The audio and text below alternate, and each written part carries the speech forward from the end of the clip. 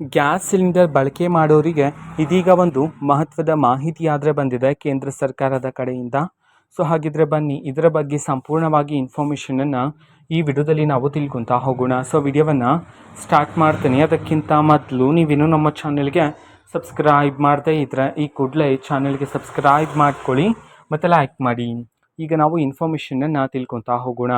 ಹೌದು, ಇದೀಗ ಕೇಂದ್ರ ಸರ್ಕಾರದ ಕಡೆಯಿಂದ ಗ್ಯಾಸ್ ಸಿಲಿಂಡರ್ನ ಬಳಕೆ ಮಾಡೋರಿಗೆ ಒಂದು ಮಹತ್ವದ ಮಾಹಿತಿಯನ್ನು ತಿಳಿಸಲಾಗಿದೆ.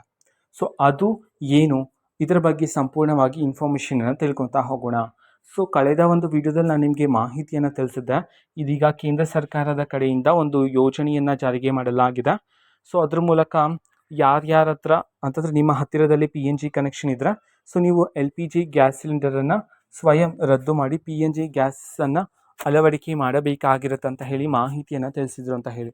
ಸೊ ಅದ್ರ ಮೂಲಕ ಇದೀಗ ಒಂದು ಹೊಸ ಯೋಜನೆಯನ್ನು ಸಹ ಜಾರಿಗೆ ಮಾಡಿರ್ತಕ್ಕಂಥದ್ದು, ಒಂದು ಮನೆ ಒಂದು ಸಂಪರ್ಕ ನಿಯಮ ಅಂತ ಹೇಳಿ. ಓಕೆನಾ. ಸೊ ಇದೇ ಒಂದು ನಿಯಮದಲ್ಲಿ ನಿಮ್ಮ ಸುತ್ತಮುತ್ತಿನಲ್ಲಿ PNG ಕನೆಕ್ಷನ್ ಇದ್ದರೆ ನೀವು PNG ಕನೆಕ್ಷನನ್ನು ಬಳಕೆ ಮಾಡಬೇಕಾಗಿರುತ್ತೆ. ಅಥವಾ ನಿಮ್ಮ ಸುತ್ತಮುತ್ತಲಿನಲ್ಲಿ PNG ಕನೆಕ್ಷನ್ ಇಲ್ಲ ಅಂತಂದರೆ ನೀವು LPG ಗ್ಯಾಸನ್ನು ಬಳಕೆ ಮಾಡ್ಬೋದಾಗಿರುತ್ತೆ ಅಂತ ಹೇಳಿ ಸರ್ಕಾರದ ನಿಯಮ ಆಗಿರುತ್ತೆ. ಓಕೆನಾ, ಈ ಒಂದು ಯೋಜನೆಯ ಮೂಲಕ.